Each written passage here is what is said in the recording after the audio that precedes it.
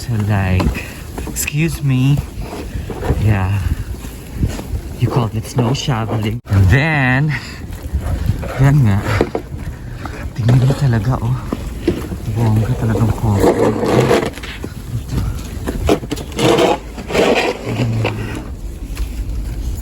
Kailangan i-scrape ang snow, see?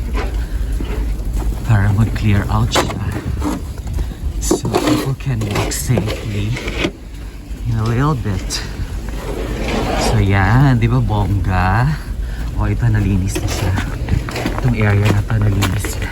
You know guys, my hands right now are like very cold. It's freezing. My hands are frozen now. And look at my umbrella. I'm really holding my umbrella really tight. It is because it is very dangerous. The wind is so strong, about 28 to 28 to 30 miles per hour. So yan, oh my god, behind me wala pang cars. Pag meron ng cars dyan, makasagasaan nila ako, you know, diba? Wow, very adventurous experience today in New York snowstorm.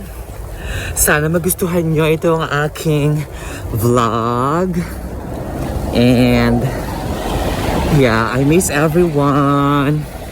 Please don't forget to subscribe to my channel. Hit nyo na rin ang bell notification para updated kayo sa aking incoming YouTube vlog. And also, share nyo na rin siya.